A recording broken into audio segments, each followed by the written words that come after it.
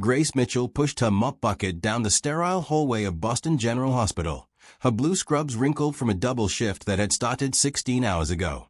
The fluorescent lights hummed overhead, casting everything in their harsh, bright glow that made even the cheerful yellow walls look pale. Her feet ached in her worn white sneakers, but she needed the overtime pay. Her 8-year-old daughter Chloe was starting school soon, and new backpacks and supplies cost more than Grace's weekly grocery budget. The rain drummed against the windows as she worked, the sound mixing with the distant beep of monitors and the shuffle of late-night medical staff. Grace had been cleaning these floors for 3 years, ever since her ex-husband Mark had left them with nothing but unpaid bills and broken promises. She knew every corner of this hospital, every shortcut between departments, and she took pride in making sure everything sparkled for the patients and their families. As she rounded the corner near the emergency room entrance, Grace heard shouting outside. Through the glass doors, she saw a man stumbling on the wet sidewalk, clutching his stomach. Even in the harsh overhead lighting from the hospital entrance, she could see his face was pale and twisted with pain. He wore an expensive navy suit that was now soaked with rain, and his dark hair was plastered to his forehead.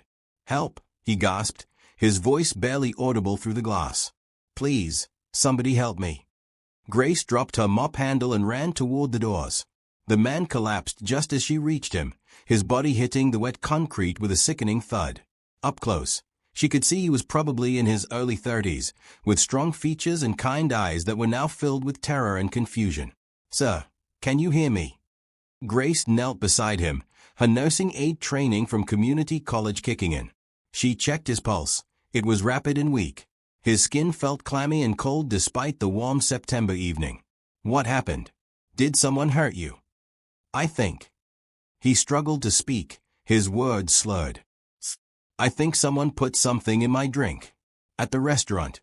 Everything started spinning, and then my chest got tight. He grabbed Grace's arm with surprising strength. "Please don't let me die. I have so much I still need to do." Grace looked around frantically. The street was empty except for a few cars passing by, their headlights cutting through the rain. She needed to get him inside immediately. "Can you walk if I help you?" He nodded weakly, and Grace pulled him to his feet. He was taller than she expected, and heavier, but desperation gave her strength. Together they stumbled through the automatic doors into the bright emergency room lobby. "I need help over here," Grace called to the triage nurse, Janet, who looked up from her computer screen. "This man says he was poisoned." Janet's eyes widened as she took in the man's appearance. She pressed the emergency button, and within seconds, Dr. Martinez and 2 nurses appeared with a wheelchair. They transferred the man quickly, and Grace found herself pushed aside as the medical team took over. "Sir, I'm Dr. Martinez," the doctor said as they moved toward an examination room. "Can you tell me your name?" "Nathan Hartwell," the man whispered, and Grace heard Janet gasp beside her. "Did he say Hartwell?" Janet whispered. "As in Richard Hartwell, the billionaire who owns half of Boston's tech companies."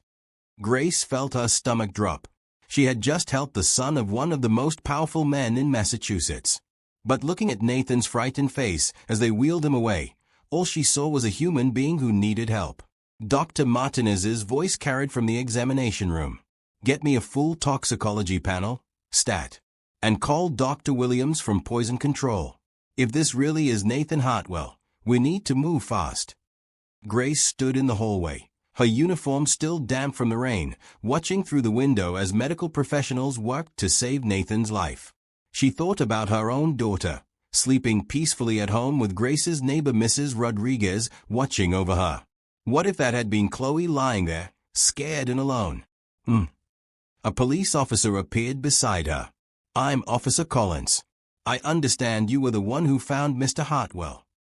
Grace nodded, suddenly aware of how she must look, tired, rumpled, with cleaning chemicals staining her hands. "He collapsed right outside. He said someone put something in his drink." Officer Collins took out his notepad. "Can you walk me through exactly what happened?" As Grace recounted the events, she kept glancing toward the examination room where Nathan was fighting for his life. The bright hospital lights reflected off the officer's badge, and she squinted against the glare. Through the window, she could see Dr. Martinez working intently, his movements quick and precise. The toxicology results are back, she heard a nurse say urgently. It's definitely poisoning. Some kind of plant-based toxin, probably administered within the last 2 hours. We need to start chelation therapy immediately.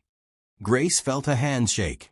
Someone had deliberately tried to kill Nathan Hartwell, and if she hadn't been working late, if she hadn't heard his cries for help, he might have died alone on that sidewalk. Officer Collins finished taking her statement and handed her his card. We'll need you to come to the station tomorrow to give a formal statement.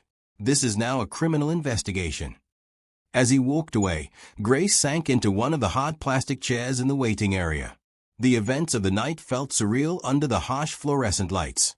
She was just a hospital janitor from Saudi who worked 2 jobs to make ends meet. How had she become involved in what was clearly going to be a major criminal case? But as she sat there, watching the medical team work to save Nathan's life, Grace felt something she hadn't experienced in years, a sense of purpose beyond just surviving day to day. She had been in the right place at the right time to help someone who desperately needed it. Maybe there was more meaning to her late-night shifts than just earning extra money. A commotion near the hospital entrance caught her attention. 3 expensive black cars had pulled up outside, and men in suits were getting out despite the continuing rain. Richard Hartwell himself stepped through the doors, his silver hair perfectly styled even in the emergency. His presence seemed to fill the entire waiting room, and Grace instinctively shrank back in her chair.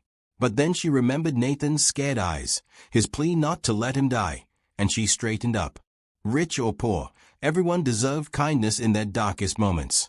Dr. Martinez approached the billionaire with the same professional demeanor he showed all families. Mr. Hartwell, your son is stable, but has been poisoned with a rare plant toxin. We caught it early thanks to the quick action of this young woman here. He gestured toward Grace. Richard Hartwell turned to look at her, his steel-gray eyes taking in her uniform and tired appearance.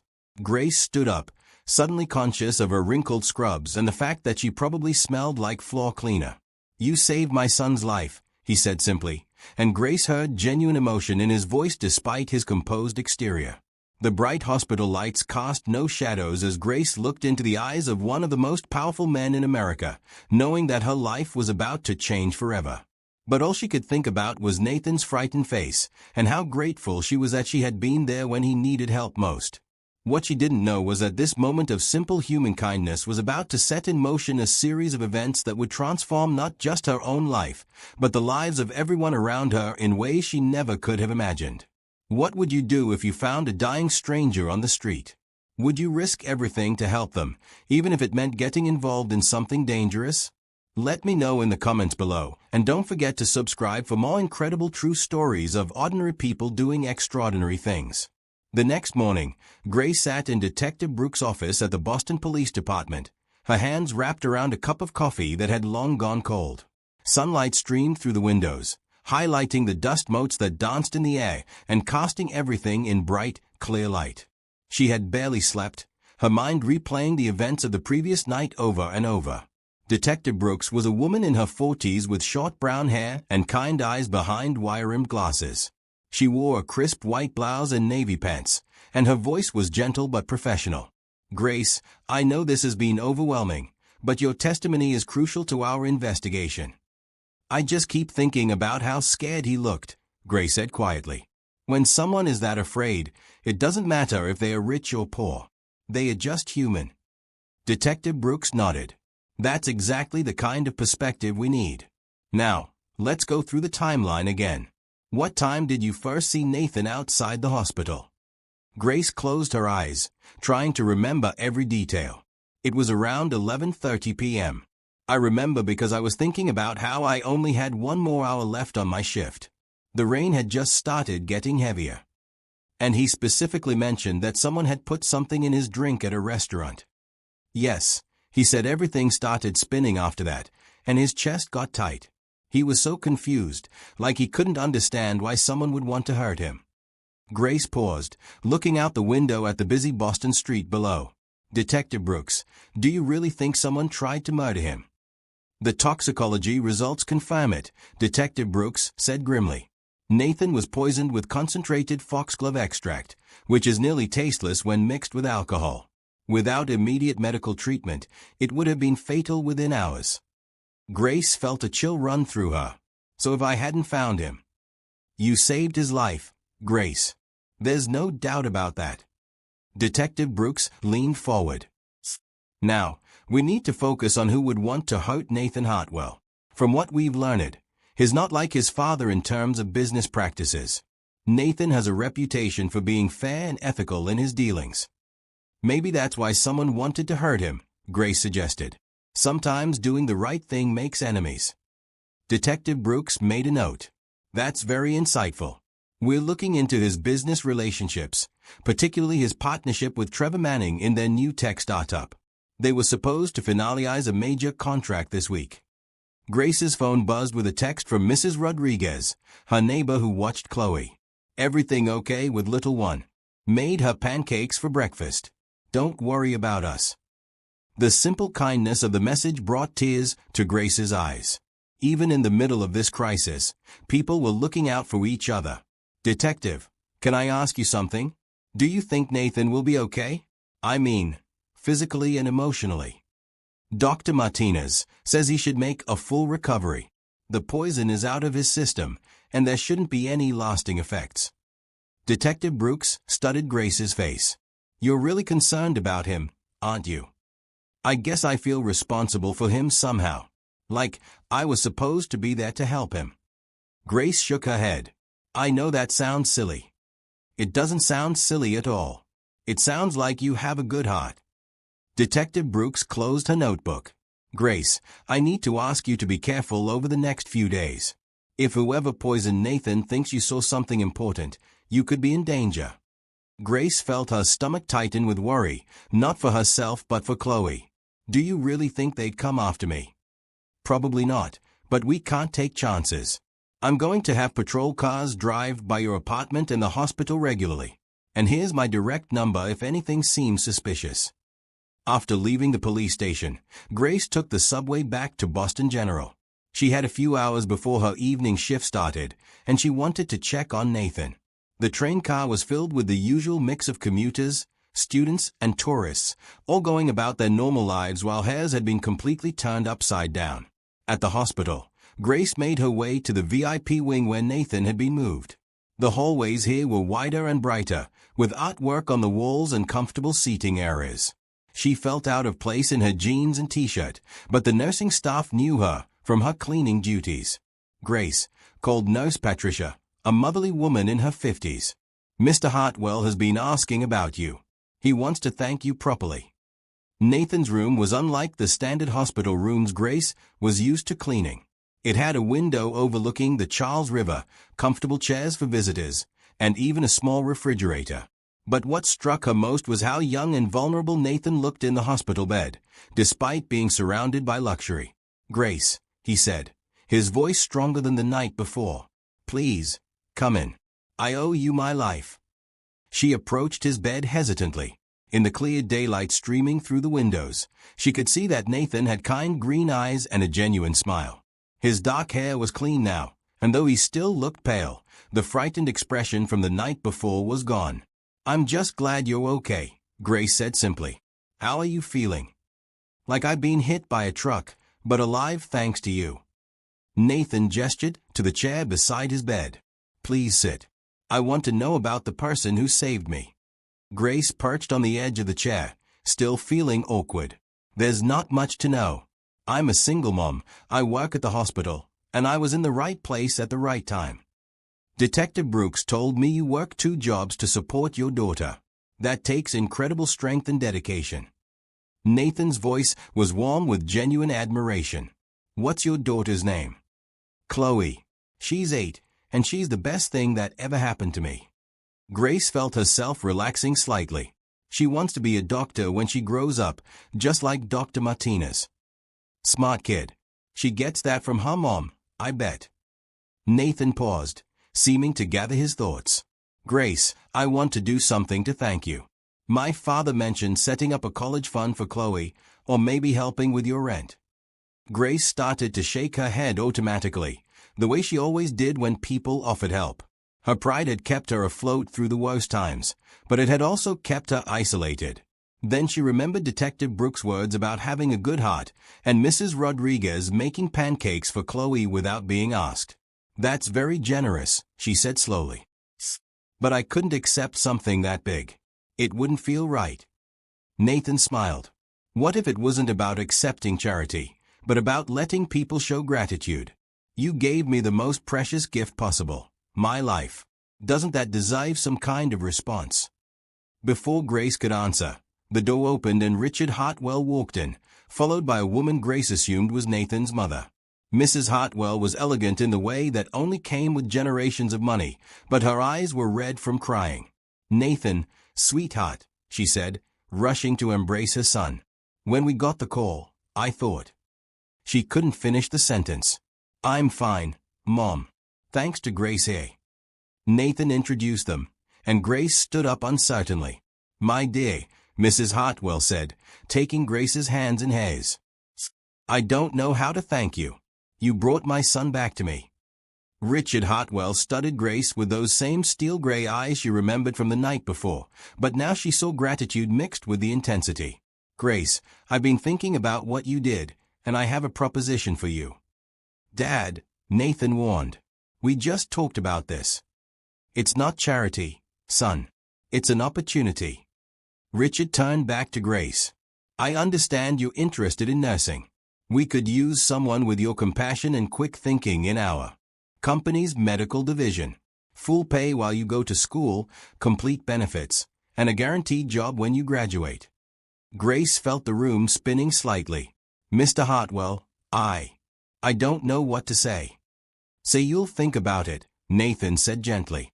"There's no pressure, but maybe this is life's way of opening a door for you."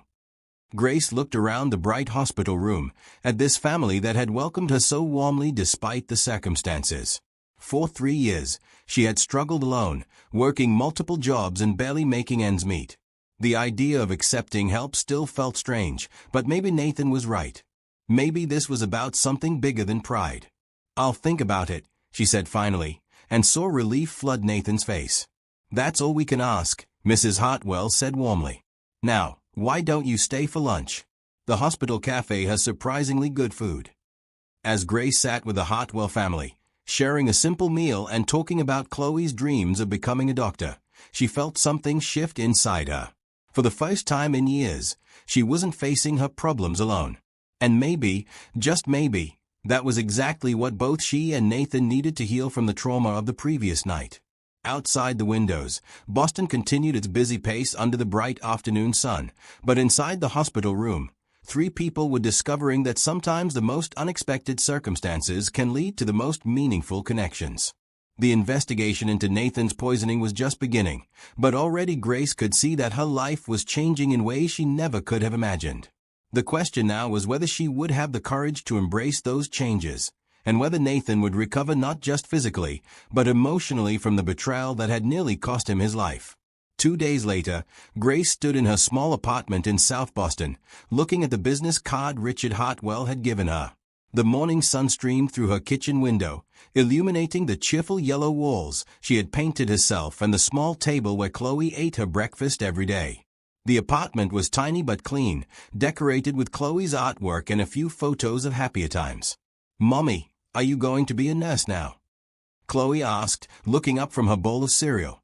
She had inherited Grace's light brown hair and curious nature, but her eyes held a wisdom that sometimes surprised Grace. "I don't know, sweetheart. It's a big decision."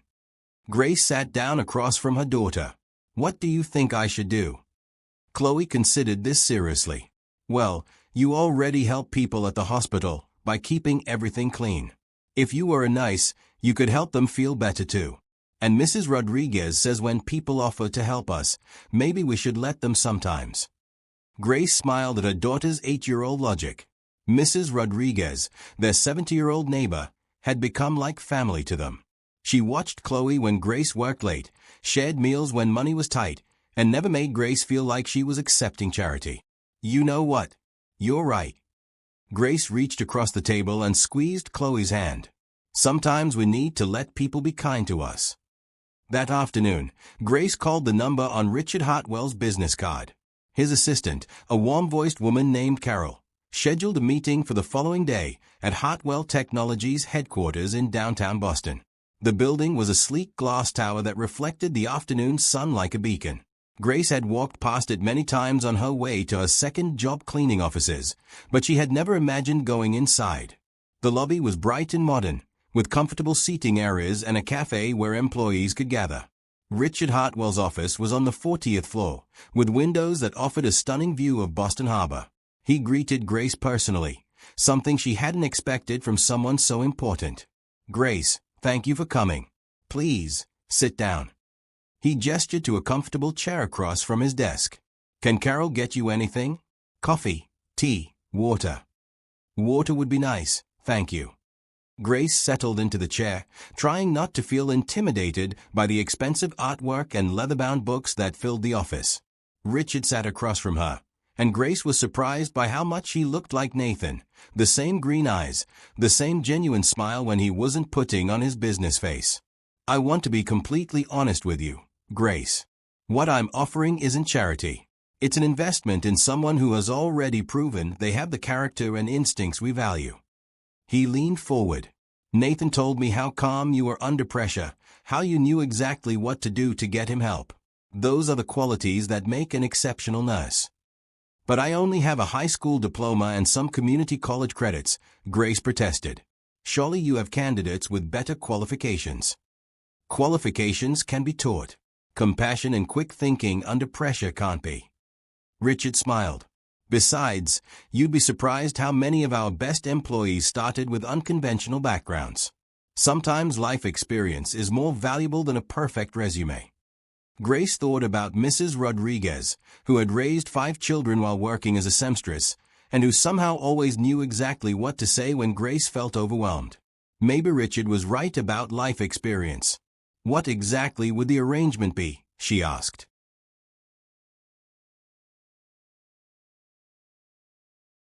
Full-time enrollment in Boston University's accelerated nursing program, which you can complete in 2 years instead of 4 because of your previous college credits.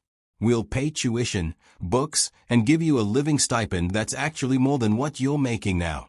In return, you'll work part-time in our employee health clinic, gaining practical experience while you study. Grace felt her heart racing. It was more than she had ever dared to dream about. "And after I graduate?" "A full-time position as a registered nurse with complete benefits and opportunities for advancement if you choose to specialize further." Richard paused. "Grace, I want to be clear about something. This offer has nothing to do with what you did for Nathan, though we'll always be grateful. It's about what we see in you, someone who puts others first and has the intelligence and determination to succeed."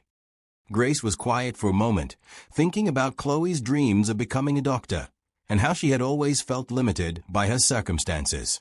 "Can I ask you something? Why are you really doing this?" Richard's business expression softened. "Because 30 years ago, a janitor at the hospital where my wife was having complications during Nathan's birth noticed something the nurses had missed. He spoke up, insisted they call the doctor back, and probably saved both their lives. I always wondered what happened to that man, if there was some way I could have helped him in return." Grace felt tears prick her eyes. "So you're paying it forward?" "In a way, yes. But I'm also recognizing that sometimes the people who see what matters most are the ones who aren't distracted by titles or expectations." Richard handed her a folder. "Take this home, read through everything, discuss it with Chloe. There's no pressure and no deadline." That evening, Grace sat at her kitchen table with Chloe, going through the paperwork Richard had given her. The nursing program looked challenging but manageable, and the financial details were better than anything she had imagined possible. "Mommy, look at this," Chloe said, pointing to a photo in the program brochure. "These nurses are helping children. Maybe you could work with kids like me." Grace smiled. "Maybe I could. Would you like that? I think you'd be the best nurse ever. You always know how to make me feel better when I'm scared or sad." A knock at the door interrupted them. Grace opened it to find Mrs. Rodriguez holding a covered plate that smelled like her famous rice and beans. "I made too much again," Mrs. Rodriguez said with a knowing smile. She always claimed to cook too much when she knew Grace had been too stressed to shop for groceries. "Mrs. Rodriguez, you're an angel," Grace said, accepting the plate gratefully. "Come in for a minute. I want to tell you about something that happened." As they sat in Grace's small living room, with Chloe curled up against Mrs. Rodriguez like a grandchild, Grace explained about the nursing program opportunity.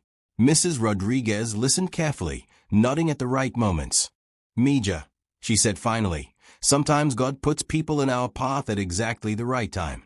That young man needed your help, and now his family wants to help you. There's nothing shameful about accepting that kind of blessing." "But what if I fail? What if I'm not smart enough for nursing school?" Mrs. Rodriguez took Grace's hands, her weathered fingers warm and reassuring. "You've been taking care of people your whole life. You took care of your mother when she was sick, you've raised this beautiful daughter on your own, and you saved a stranger's life without thinking twice. If that's not nursing, what is?" Chloe looked up from where she was drawing in her coloring book. "Mommy, remember when I had that bad fever last year and you knew exactly what to do? You could have been a nurse then." Grace looked around her small apartment, at the two people who loved her most in the world, and felt something shift inside her chest. For years, she had been so focused on just surviving that she had forgotten about thriving. Maybe it was time to believe that she deserved more than just getting by. "You know what?" she said, reaching for her phone. "I'm going to call Mr. Hartwell and tell him yes." As she dialed the number, Grace felt a sense of excitement she hadn't experienced in years. Outside her window, the lights of Boston twinkled in the gathering dusk, and for the first time in a long time, the city looked full of possibilities instead of obstacles. When Richard Hartwell answered the phone, his voice was warm with pleasure. "Grace, I'm so glad to hear from you. Have you made a decision?" "Yes, sir. I'd like to accept your offer." "And Mr. Hartwell, thank you for believing in me when I wasn't sure I could believe in myself." "Grace, something tells me this is going to be the beginning of something wonderful for all of us." As Grace hung up the phone, Chloe jumped up and hugged her tightly. "I'm so proud of you, Mommy. You're going to help so many people." Mrs. Rodriguez wiped away a happy tear. "This is what I've been praying for, Mija. For you to see yourself the way the rest of us see you." That night, as Grace tucked Chloe into bed, her daughter asked, "Mommy, are you going to see Nathan again?" "Probably. He'll be involved in the employee health clinic where I'll be working." Chloe smiled sleepily. "Good. I think you two are going to be good friends. You both help people, and you both have kind eyes." As Grace turned off the light and headed to her own room, she wondered if 8-year-old Chloe might be right about more than just accepting help from others. Maybe she was right about Nathan too. 3 weeks into Grace's new position at Hartwell Technologies, she was reviewing patient files in the bright, modern employee health clinic when Detective Brooks called with news about Nathan's case. "We've made an arrest," Detective Brooks said without preamble. "Trevor Manning, Nathan's business partner. The evidence was overwhelming once we dug into his financial records." Grace sank into her desk chair, looking out the large windows at the busy Boston street below. The clinic was located on the 3rd floor of the Hartwell building, with plenty of natural light and comfortable seating that made it feel welcoming rather than clinical. What was his motive? Grace asked. Money, as usual. Nathan and Trevor were about to finalize a contract worth $50 million with the city of Boston for a new traffic management system. But Trevor had been embezzling from their company for months to cover gambling debts. He knew that once the contract went through and they did a financial audit, he'd be exposed. Grace shook her head sadly. So he tried to kill Nathan rather than face the consequences of what he'd done. The plan was to make it look like a heart attack. With Nathan gone and no audit, Trevor could continue stealing and eventually dissolve the partnership. He didn't count on Nathan making it to the hospital in time, or on the doctors running a toxicology screen. After hanging up, Grace sat quietly for a moment, thinking about how greed and desperation could drive someone to attempt murder. She had seen poverty push people to desperate measures, but Trevor Manning had been wealthy by most standards. Sometimes the problem wasn't what people lacked, but what they thought they deserved. Grace. Nathan's voice interrupted her thoughts. He stood in the doorway of her office, looking much healthier than when she'd last seen him in the hospital. He wore khaki pants and a blue button-down shirt, and his color had completely returned. "Nathan, come in." I was just talking to Detective Brooks. They arrested Trevor. Nathan's face grew serious as he took the chair across from her desk. I heard. Dad called me an hour ago. He was quiet for a moment, staring out the window. You know what the worst part is? I trusted him completely. We were friends since college, business partners for 5 years. I would have helped him if he'd just asked. Grace saw the pain in Nathan's eyes and recognized it. She had felt the same betrayal when Mark left, though the circumstances were different. I'm sorry. That kind of betrayal cuts deep. Detective Brooks said Trevor had been stealing for almost a year. While I was talking about expanding the company and hiring more people, he was planning to destroy everything we'd built. Nathan shook his head. How do you trust people again after something like that? Grace thought about Mrs. Rodriguez, who had lost her husband to cancer and could have become bitter, but instead opened her heart to Grace and Chloe.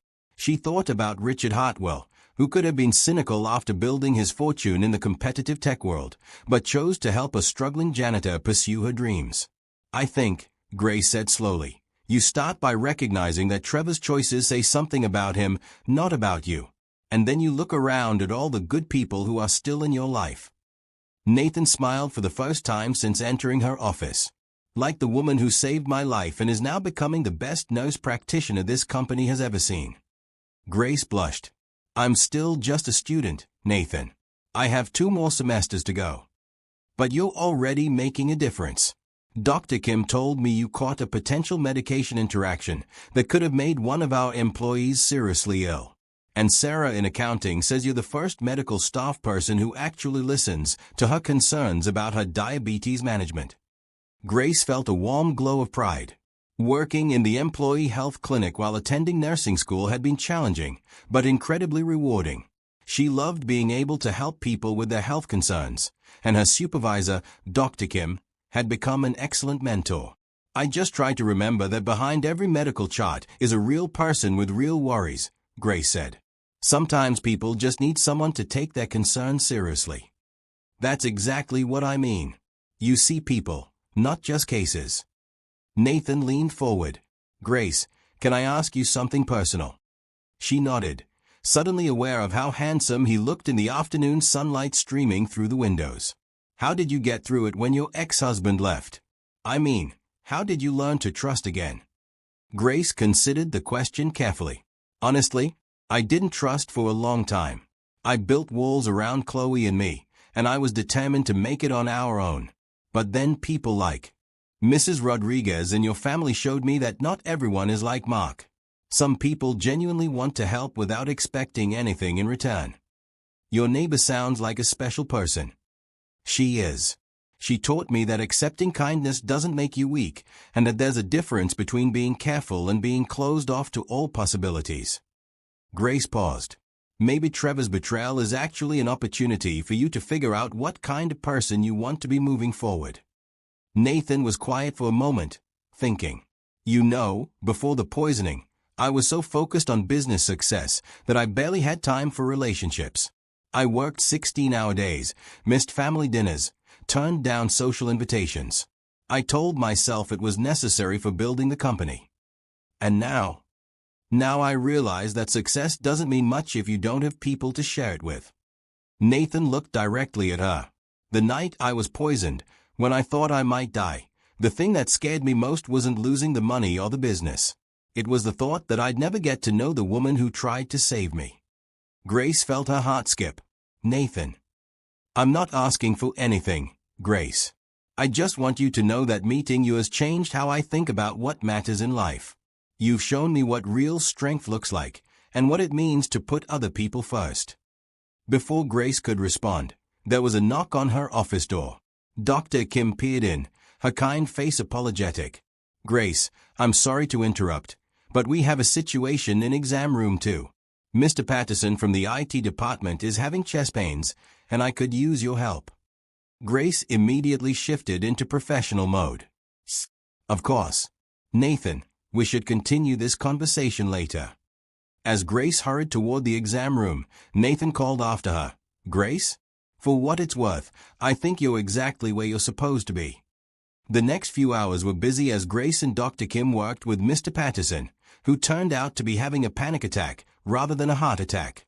Grace stayed with him, talking calmly and helping him with breathing exercises until his symptoms subsided. "You know," Mr. Patterson said as his heart rate returned to normal, "I was so embarrassed to come in here. I thought you'd think I was wasting your time." Physical symptoms are never a waste of our time, even when they are caused by stress, Grace assured him. And panic attacks are very real medical events. Have you been under unusual pressure lately? Mr. Patterson nodded. "My wife lost her job last month, and I've been working overtime to cover our mortgage. I guess it finally caught up with me." Grace made a note in his chart.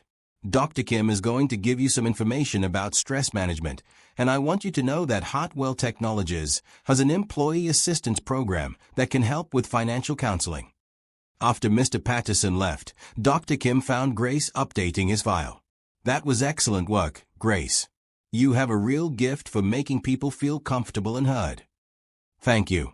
I just remember what it felt like to be overwhelmed and scared, and how much it meant when someone took the time to really listen." Dr. Kim smiled. "You know, Nathan Hartwell stopped by earlier while you were with Mr. Patterson. He wanted me to give you this." She handed Grace a small envelope with her name written in Nathan's neat handwriting. Inside was a note that made her smile. "Grace, watching you work today reminded me why my family was so smart to invest in you. You have a gift for healing that goes beyond medical knowledge. Thank you for showing me what it looks like to turn pain into purpose. Nathan." As Grace drove home that evening through the busy Boston streets, she thought about how much her life had changed in just a few weeks. She was learning to trust not just in other people's kindness, but in her own worth and capabilities. At home, Chloe was waiting with a drawing she'd made at school, a picture of Grace in a white nurse's uniform, helping a patient who was smiling. "Mrs. Rodriguez helped me with the spelling," Chloe said proudly, pointing to the words, "My Mom the Hero," written in careful letters across the top.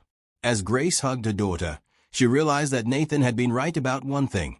She was exactly where she was supposed to be.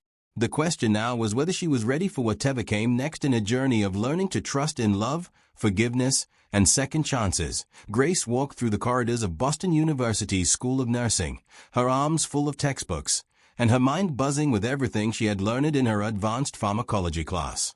The university campus was alive with the energy of students hurrying to their next classes, and the bright October sunshine streamed through the tall windows lining the hallways. It had been 2 months since she started the accelerated nursing program, and Grace was amazed by how much she was learning every day. The coursework was challenging, but her practical experience at the Hartwell Technologies Health Clinic helped everything make sense in ways that textbook learning alone never could. Her phone buzzed with a text from Nathan. "Hope your exam went well today. Coffee later to celebrate surviving midterms." Grace smiled as she typed back, "Made it through pharm. Barely. Coffee sounds perfect." Over the past few weeks, Nathan had become a good friend and study companion. He often worked late at the clinic, reviewing employee health programs and insurance policies, and they had fallen into a routine of sharing coffee and conversation at the end of their long days. What Grace appreciated most about Nathan was how normal he made everything feel. Despite his family's wealth and influence, he never acted like he was doing her a favor by spending time with her. Instead, he seemed genuinely interested in her thoughts about everything from healthcare policy to Chloe's latest school project.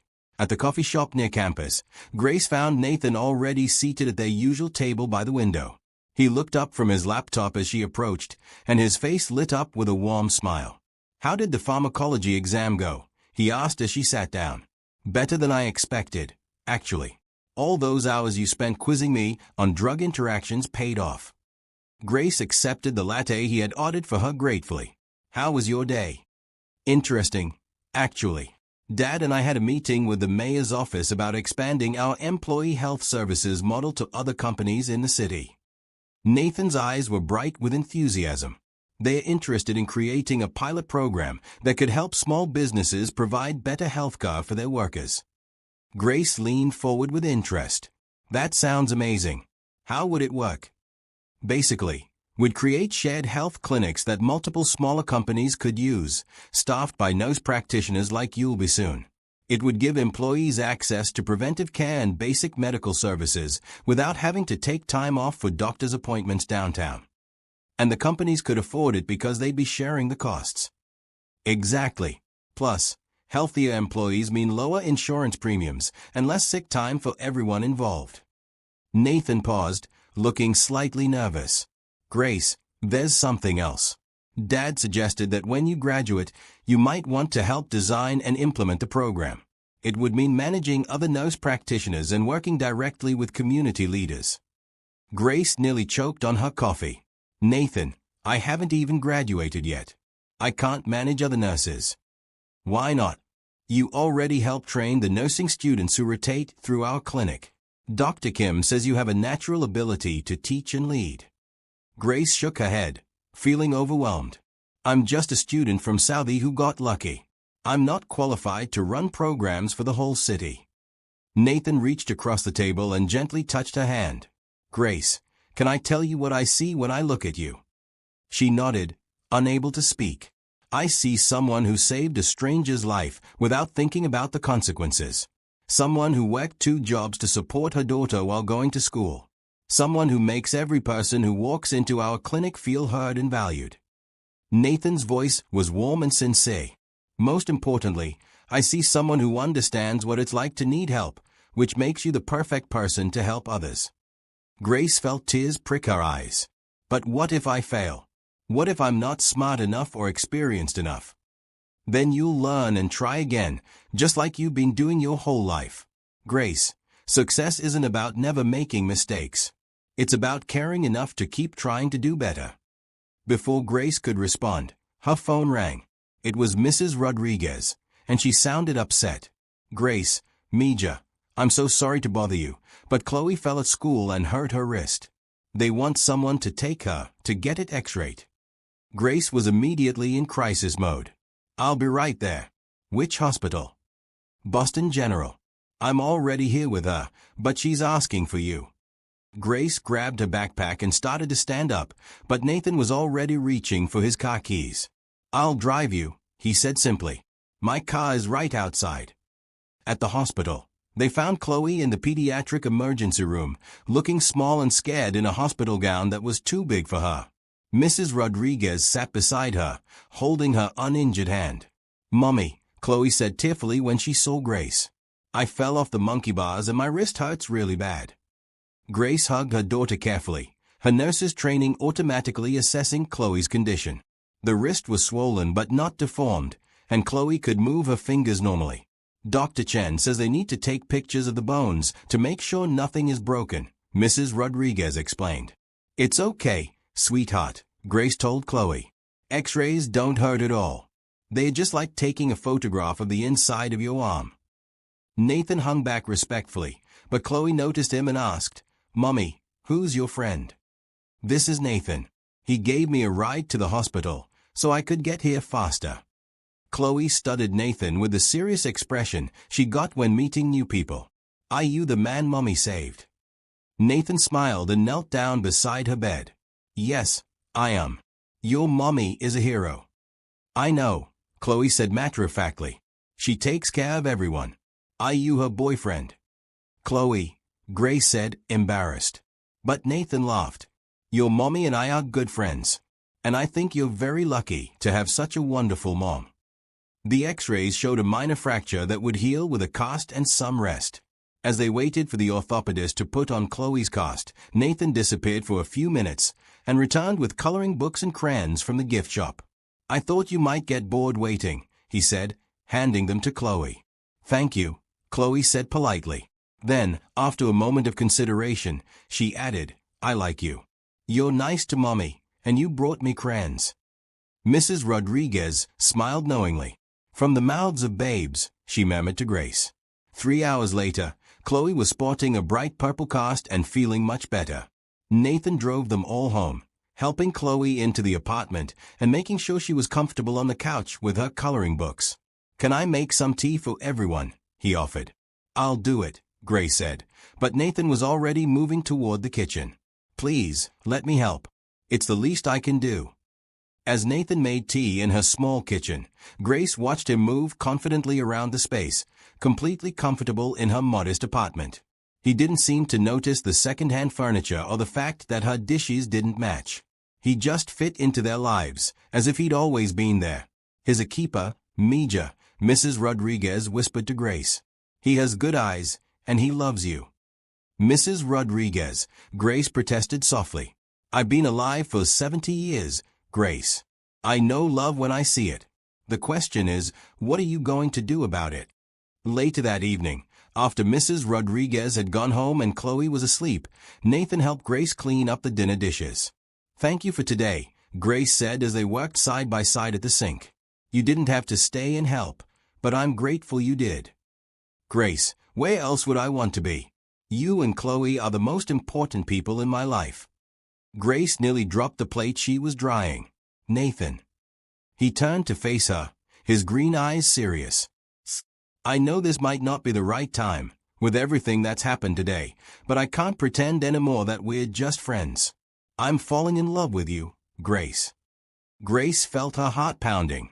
She had been fighting her growing feelings for Nathan for weeks, telling herself that they came from different worlds and that it could never work. I'm scared, she admitted quietly. Of what? Of getting hurt again. Of Chloe getting attached to someone who might leave. Grace looked around her small apartment. Nathan, look at my life. I live in a tiny apartment in Saudi with my 8-year-old daughter. I'm still a student working 2 jobs. You're a millionaire who could have anyone. Nathan stepped closer to her. Grace, you're not seeing clearly. You don't live in a tiny apartment. You've created a loving home. You're not just a student working 2 jobs. You're building a career that will help people while raising an amazing daughter. And I don't want anyone else. I want you, exactly as you are. Before Grace could respond, Chloe's voice called from her bedroom. Mommy, can you check my cast? I think I colored on it by accident. Grace smiled through the tears she hadn't realized were falling. We should talk about this more, when I'm not worried about my daughter and exhausted from a crisis. Nathan nodded understandingly. Of course. But Grace, think about what I said. Sometimes the best things in life come when we're brave enough to believe we deserve them. As Nathan left that night, Grace stood in her doorway watching him walk to his car. For the first time in years, she allowed herself to imagine what it might feel like to share her life with someone who saw her not as a charity case or burden, but as someone worth loving. Maybe Mrs. Rodriguez was right. Maybe it was time to be brave enough to believe in love again. Grace blushed, but Nathan reached over and squeezed her hand gently. I'm thankful, Grace said, looking around the table at the 3 people she loved most, for second chances and new beginnings. And for learning that accepting help doesn't make you weak, it makes you part of a community. Nathan was quiet for a moment, gathering his thoughts. I'm thankful for a night that changed my life, even though it was scary at the time. I'm thankful for a woman who showed me what real strength looks like, and for being welcomed into a family that's taught me more about love in 3 months than I learned in 32 years. After dinner, while Mrs. Rodriguez and Chloe worked on a jigsaw puzzle, Nathan helped Grace with the dishes. That was the best Thanksgiving I've ever had, he said quietly as they worked side by side at the sink. Really? It was pretty simple compared to what you're probably used to. That's exactly why it was perfect. Grace, I grew up with Thanksgiving dinners that had 20 courses and full catering staff. The conversation was all about business deals and social obligations. This was the first time I've ever felt like I was really part of a family. Grace dried a plate slowly, thinking about what he'd said. Nathan, can I ask you something? What do your parents think about you spending time with me? I mean, really think, not just the polite things they said. Nathan set down the dish he was washing and turned to face her. They think you're the best thing that's ever happened to me.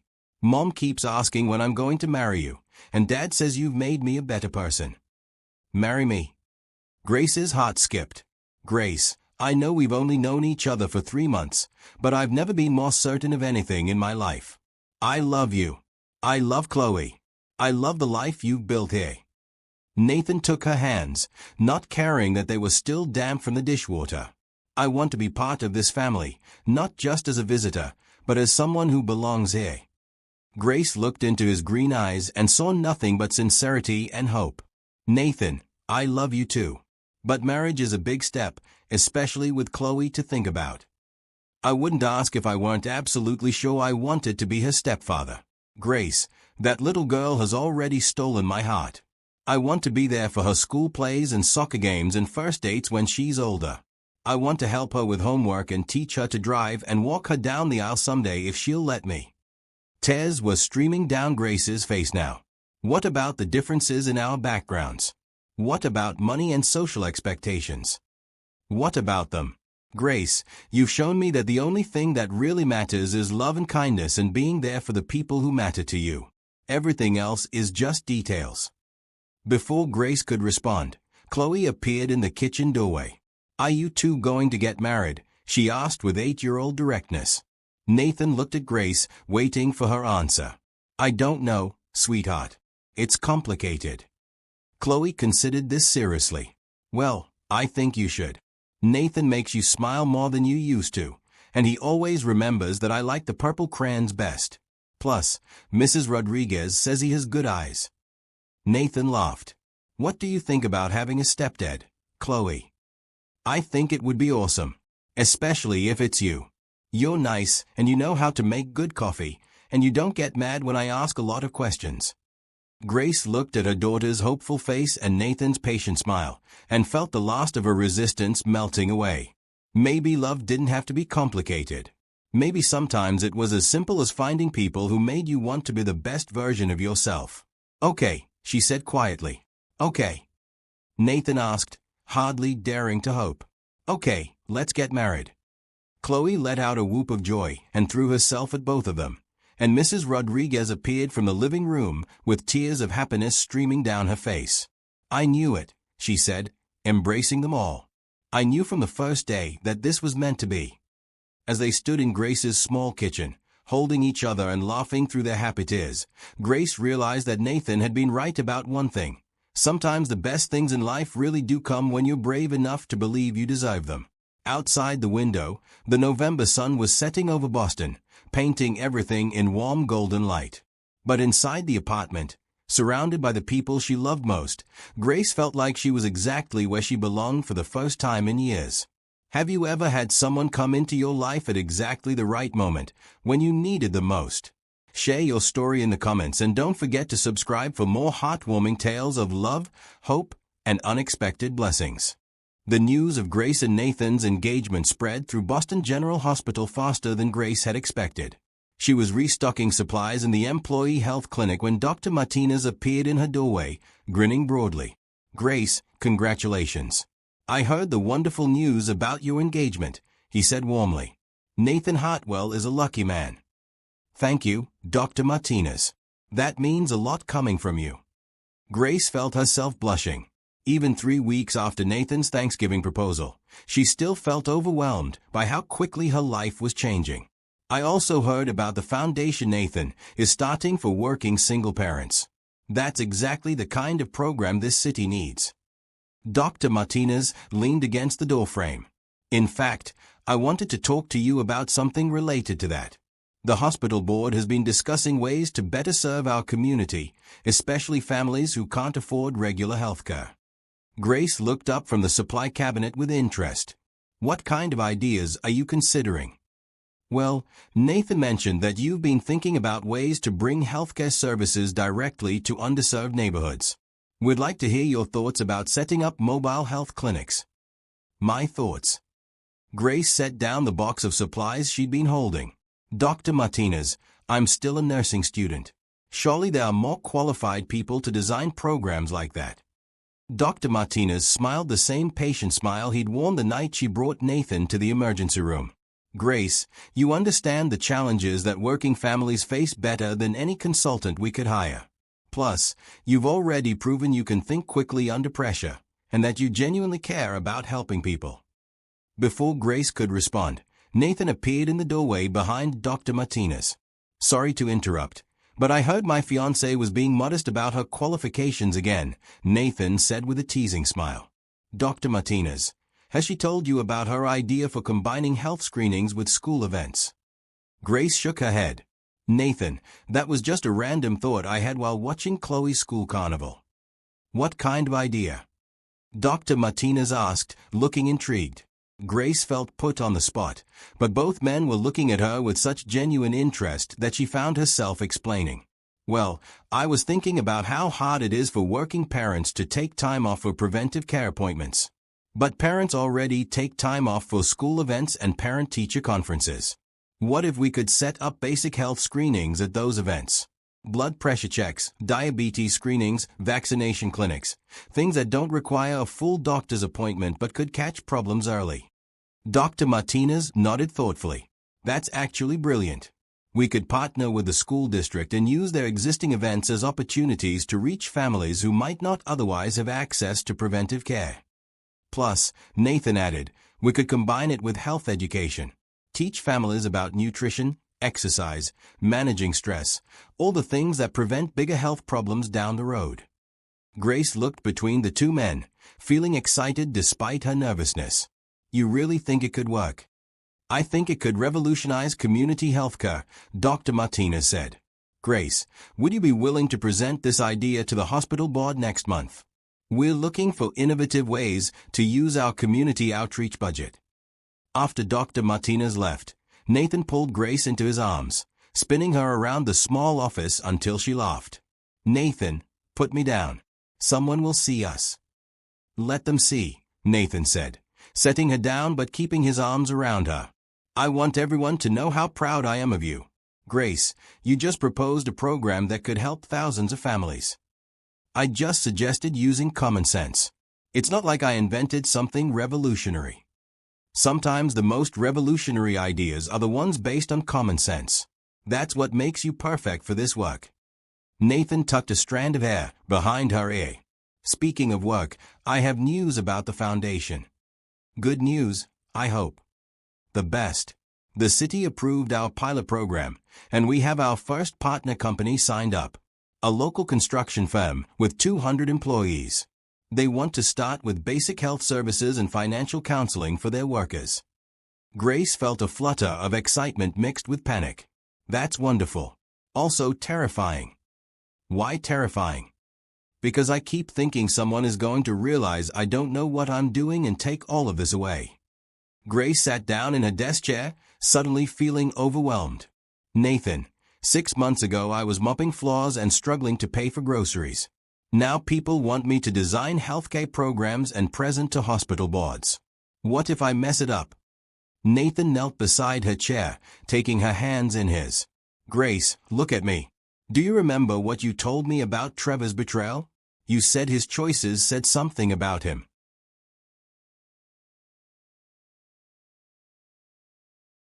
Not about me.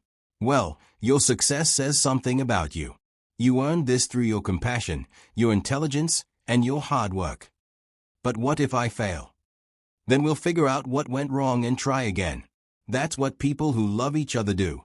They support each other through the successes and the failures. Nathan smiled. Besides, you're not doing this alone. You have me. You have Dr. Martinez. You have Mrs. Rodriguez cheering you on, and you have Chloe believing that her mom can do anything. That evening, Grace sat at her kitchen table working on her presentation for the hospital board while Chloe did homework beside her. Mrs. Rodriguez had made them dinner and was now knitting in the living room, occasionally offering suggestions or encouragement. Mommy, are you nervous about your big meeting? Chloe asked, looking up from her math worksheet. A little bit, sweetheart. It's important, and I want to do a good job. Mrs. Rodriguez says you're going to help other families like us, right? Families where the mummies work really hard, but still worry about money for doctor visits. Grace nodded, touched by her daughter's understanding of the situation. Then you don't need to be nervous, Chloe said matter-of-factly. You already know how to help people. You helped me when I'm sick. You helped Nathan when he was scared about trusting people again, and you help all the people at your clinic feel better. This is just helping more people at once. Mrs. Rodriguez looked up from her knitting. That child has the wisdom of an old soul. She's right, Mija. You're not trying to do something you've never done before. You're just doing what you've always done, but bigger. The next day, Nathan surprised Grace by showing up at her apartment with his laptop and a stack of papers. "What's all this?" she asked, letting him in. "Research. I spent all morning looking up successful community health programs in other cities, and I found some great models we can adapt for Boston." Nathan spread the papers across her kitchen table. "Look at this program in Portland. They partner with grocery stores to offer health screenings during busy shopping times." Grace leaned over his shoulder to read, acutely aware of his cologne and the warmth of his body beside hers. "That's genius. People are already there, already taking time out of their day for an errand." "Exactly. And this program in Nashville combines health screenings with job fairs. They found that a lot of people who need healthcare also need employment services." As they worked together, refining Grace's presentation and brainstorming implementation strategies, Grace felt a familiar sense of rightness. This was what partnership was supposed to feel like, two people combining their strengths to achieve something neither could do alone. "Nathan," she said during a break, as they sat on her couch sharing coffee and leftover pie, "thank you for believing in me before I learned to believe in myself." "Grace, I need you to understand something. I'm not doing this because I feel sorry for you or because I want to rescue you. I'm doing this because you have genuine talent and vision, and because I believe in the programs you're proposing." Nathan set down his coffee cup and took her hands. "You're going to change lives with this work. Families like yours, who work hard but struggle to access basic healthcare, are going to have real options because of what you're creating." "We're creating," Grace corrected. "I couldn't do any of this without your support. And I couldn't do any of this without your insight into what families actually need. We make a good team." That night, as Grace put Chloe to bed, her daughter asked, "Mommy, are you happy?" Grace considered the question seriously. "Yes, sweetheart. Happier than I've been in a long time." "Good. Mrs. Rodriguez says that when people are happy and loved, they do their best work helping other people. So your presentation is going to be awesome." As Grace turned off Chloe's light and headed to her own room, she reflected on how much her life had changed since that rainy night when she found Nathan collapsed outside the hospital. She had gone from feeling like she was barely surviving to feeling like she had a purpose and a mission that could help other families avoid some of the struggles she had faced. But more than that, she had learned to accept love and support from others without feeling diminished by it. Nathan, Mrs. Rodriguez, Dr. Martinez, and even Chloe had all taught her that strength didn't mean doing everything alone. It meant building a community of people who cared about each other's success. Tomorrow she would present her ideas to the hospital board, and next month she would start implementing programs that could help thousands of families. But tonight, she was simply grateful to be surrounded by love and to finally believe that she deserved all the good things that were coming her way. Outside her window, Boston sparkled with lights, and Grace smiled as she imagined all the families throughout the city who might soon have better access to healthcare because she had been brave enough to share her ideas. Sometimes the most important work began with a single moment of courage, and Grace was finally ready to be as brave as everyone else believed she was. They will. And when they do, you're going to be the obvious choice to run it. When they were called back into the boardroom, Ms. Walsh was smiling. "Grace, I'm pleased to tell you that the board has unanimously approved your community health initiative. We're allocating $200,000 for the pilot program, with the expectation that we'll expand it significantly if the results match your projections." Grace felt tears prick her eyes. "Thank you so much. You won't regret this decision. We're also offering you the position of Community Health Program Director, reporting directly to Dr. Martinez. The position comes with a substantial salary increase and the opportunity to build something truly meaningful for our community." Grace looked at Nathan, who was grinning proudly, then back at Ms. Walsh. "I accept. Thank you for believing in this program and in me." That evening, Grace's apartment was filled with celebration. Mrs. Rodriguez had made a feast, Chloe had drawn congratulations cards for everyone, and Nathan had brought champagne for the adults and sparkling apple cider for Chloe. "A toast," Nathan said, raising his glass, to Grace, who had the vision to see solutions where others saw only problems, and the courage to turn those solutions into reality. "To Grace," Mrs. Rodriguez echoed, "who proves every day that the size of your heart matters more than the size of your bank account." Chloe raised her plastic cup of apple cider. To Mommy, who helps people and is going to help lots more people now. As they clinked glasses, Grace felt overwhelmed by gratitude. I have something to say too. This isn't just my success, it belongs to all of us. Mrs. Rodriguez, you showed me what it means to care for your community. Chloe, you reminded me every day why this work matters. And Nathan, you believed in me before I learned to believe in myself. There's something else to celebrate, Nathan said, reaching into his jacket pocket. I know we're already engaged, but I wanted to make it official. He pulled out a small velvet box and got down on one knee right there in Grace's small living room, surrounded by the people they loved most. Grace Mitchell, you saved my life in more ways than one. You taught me what real love looks like, and you showed me that the most important success is the difference we make in other people's lives. Will you marry me? Grace looked down at the beautiful but modest diamond ring, clearly chosen with care rather than ostentation, and felt her heart overflow with love. Yes, she said, laughing through her tears. Yes, of course I'll marry you. Chloe cheered and threw herself at both of them, and Mrs. Rodriguez wiped away happy tears with her apron. Later that night, after Mrs. Rodriguez had gone home and Chloe was asleep, Grace and Nathan sat on her couch talking about their future. I can't believe this is real, Grace said, admiring her engagement ring in the lamplight. 6 months ago, I never could have imagined any of this. What's the first thing you want to do with your new position? Nathan asked. Grace thought for a moment. I want to find Maria Santos and make sure her daughter gets the follow-up care she needs. And I want to set up our first health screening at Chloe's school, so other parents like me don't have to choose between work and their children's health. Nathan pulled her closer on the couch. Have I told you lately that I love you? Only about 10 times today, Grace said, resting her head on his shoulder. Nathan, can I ask you something? Are you ever going to miss your old life? The simplicity of just focusing on business success. Nathan was quiet for a moment, considering the question seriously. You know what I miss? I miss the certainty of measuring success by profit margins and stock prices. But I don't miss the emptiness of that kind of success. Grace, building this program with you, watching you realize your potential, being part of Chloe's life, this is what success actually feels like.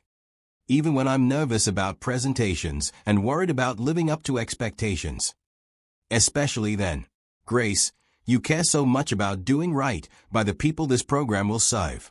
That caring is what's going to make you successful in ways that have nothing to do with money or recognition. As Grace drifted off to sleep that night, she thought about second chances and how they sometimes came disguised as crises. Nathan's poisoning had been terrifying, but it had brought them together and set in motion a chain of events that had transformed both their lives.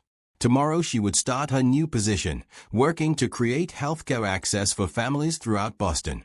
In 3 months, she would marry the man she loved, surrounded by the community that had supported them both. And someday, she hoped, other people facing their own crises would find the courage to accept help and believe in the possibility of better days ahead. Outside her window, Boston twinkled with lights, and Grace smiled, knowing that somewhere out there were families who would soon have better access to healthcare because she had been brave enough to share her ideas. Sometimes the most important work began with a single moment of courage, and Grace was finally ready to be as brave as everyone else believed she was. 3 months later, Grace stood in the gymnasium of Roosevelt Elementary School, watching as families lined up for the first community health fair she had organized through Boston General Hospital. The bright red and blue streamers Chloe's class had made fluttered from the basketball hoops, and volunteers in matching green t-shirts moved efficiently between stations offering blood pressure checks, vision screenings, and diabetes testing. Grace, this is incredible, Dr. Martinez said, appearing beside her with a clipboard full of statistics. We've already screened over 200 people, and it's only noon. Grace beamed with pride as she watched Maria Santos, the woman she had mentioned in her board presentation, getting her blood pressure checked while her 3 children played at the health education station Nathan had set up. The best part is seeing whole families here together, Grace replied. Look at the Johnsons over there, Mom, Dad, both teenagers, and even Grandma getting their annual screenings done at the same time. The past 3 months had been a whirlwind of activity. Grace had officially graduated from nursing school with honors, started her new position as Community Health Program Director, and thrown herself into planning their wedding, which was scheduled for the following weekend. But today was about celebrating the success of a program that was already changing lives throughout Boston.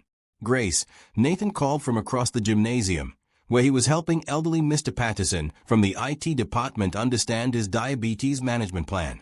Mrs. Rodriguez is looking for you. She's at the nutrition station with some questions about hot, healthy cooking. Grace made her way through the crowd, stopping to chat with families and check on volunteers. The gymnasium was filled with the sound of children laughing, parents discussing health concerns with nurses, and the general buzz of a community coming together. She found Mrs. Rodriguez at a table covered with colorful handouts about healthy eating on a budget. The 70-year-old woman was deep in conversation with Dr. Sarah Kim about modifying traditional recipes to be more heart healthy. Grace, Mija, Mrs. Rodriguez said, embracing her warmly. This is even better than you described. Look at all these families getting help they need. Are you getting good information for your cooking? Grace asked. The best. Dr. Kim is teaching me how to make my rice and beans with less salt but more flavor. And she says my sofrito recipe is already perfect for heart health. Mrs. Rodriguez beamed with pride. Dr. Kim smiled. Mrs. Rodriguez has been sharing her wisdom about feeding families nutritious meals on a tight budget. Her tips are going into our resource packet for other families. Grace felt a warm glow of satisfaction.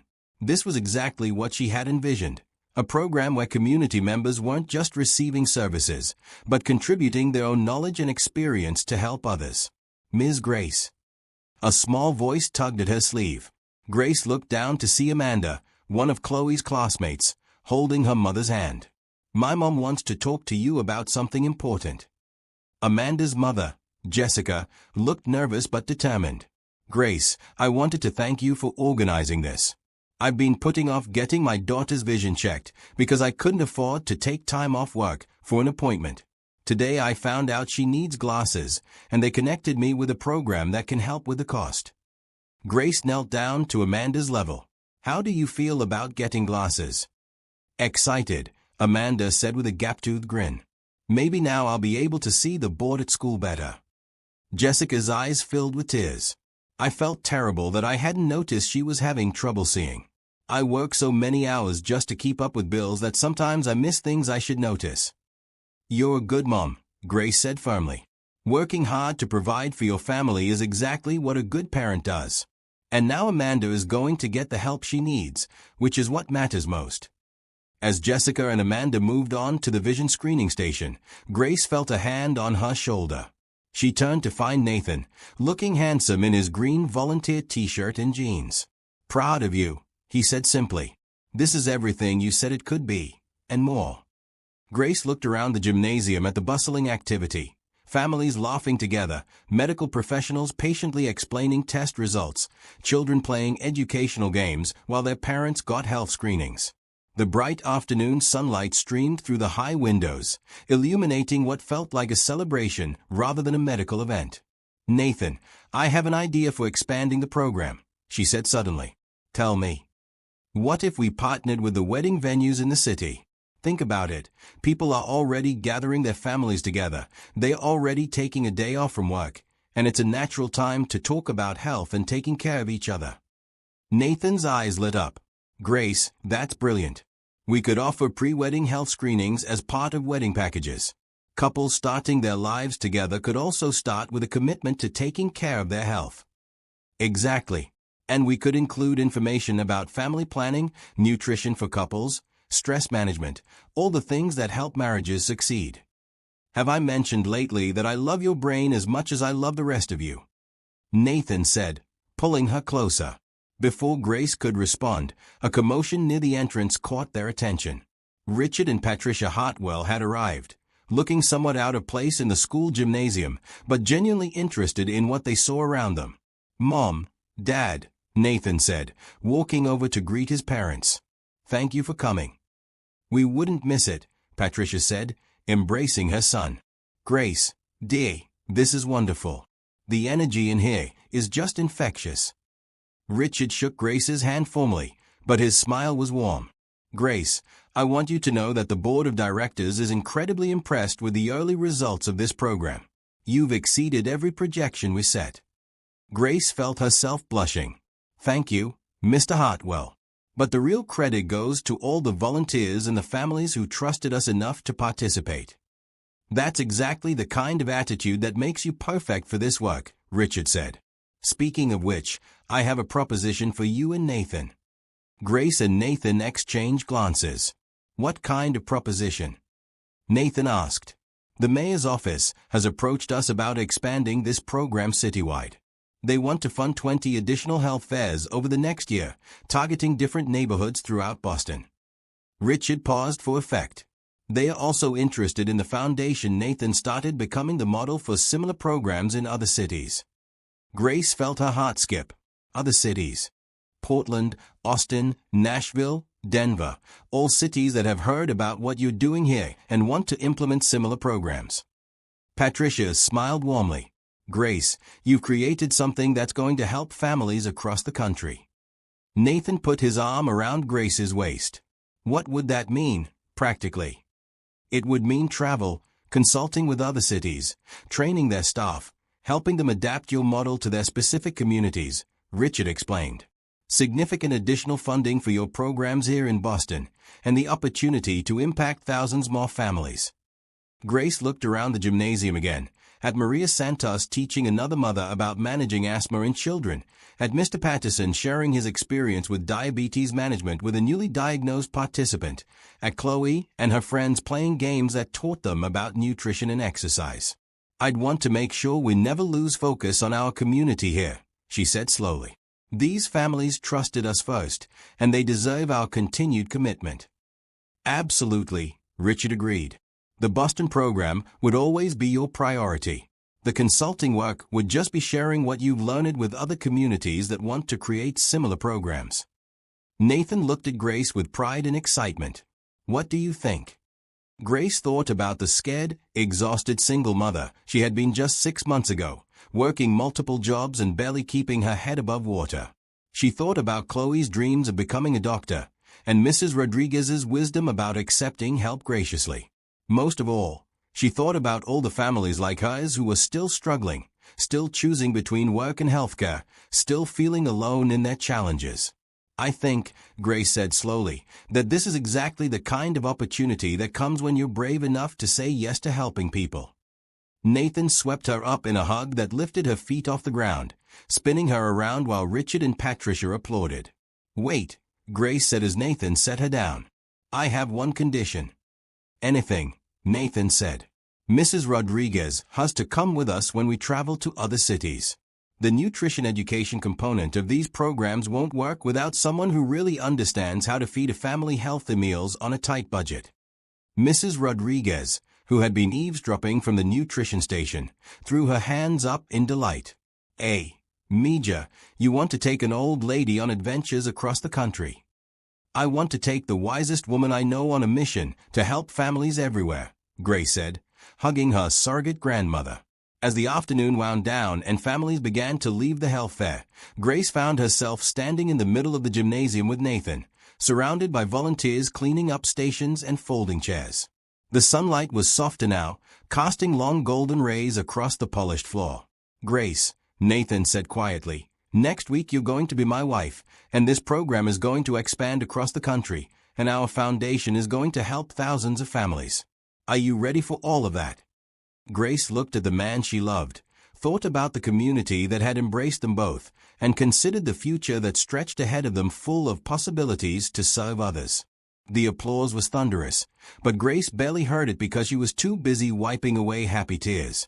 Later in the evening, as the band played and couples swayed on the dance floor, Grace found herself in conversation with Mayor Kim, who had become a strong supporter of their community health initiatives. "Grace, I wanted to tell you personally how impressed the City Council is with your programs," Mayor Kim said. "The data from your first year shows a 15% reduction in emergency room visits among participating families." "That's wonderful news," Grace replied. "But the number I'm most proud of is that 93% of families who participate in our health fairs report feeling more confident about managing their family's healthcare needs." Spoken like a true healthcare professional, The mayor smiled. I also wanted to let you know that Portland officially approved funding for their version of your program. You'll be training their staff next month. Grace looked across the dance floor, where Nathan was spinning Chloe around while she giggled with delight. It's incredible to think that what started as a desperate moment on a rainy night has grown into something that's helping families across the country.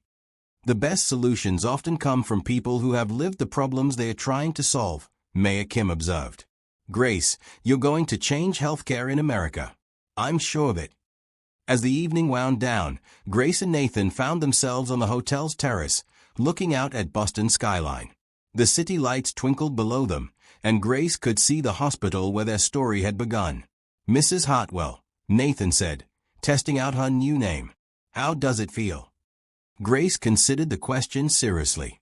It feels like the beginning of everything I was meant to do. Not just being married to you, although I love that, but having a platform and resources to really make a difference. Any regrets about the quiet life you used to lead? Grace laughed. Nathan, there was nothing quiet about working 2 jobs, raising Chloe alone, and struggling to pay rent every month. This is actually the first time in years that my life feels peaceful, even though we're busier than ever. Why do you think that is? Because I'm not fighting everything alone anymore. And because I finally understand that accepting help and support doesn't make me weak, it makes me part of a community. Nathan pulled her closer, and they stood together looking out at the city that had become their mission field. Grace, I have something to tell you, Nathan said quietly. The Foundation Board approved funding for our next initiative. Which one? We submitted proposals for 3 different programs. All of them.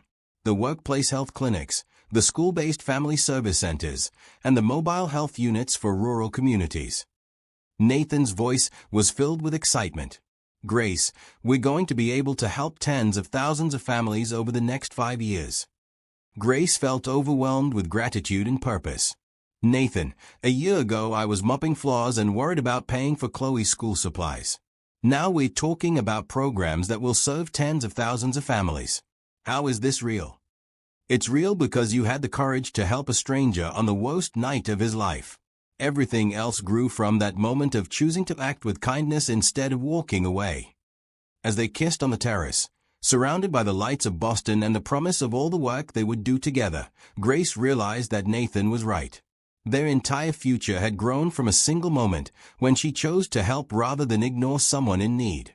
6 months later, Grace stood in the gymnasium of a school in Portland, Oregon, watching families line up for health screenings exactly like the ones she had pioneered in Boston.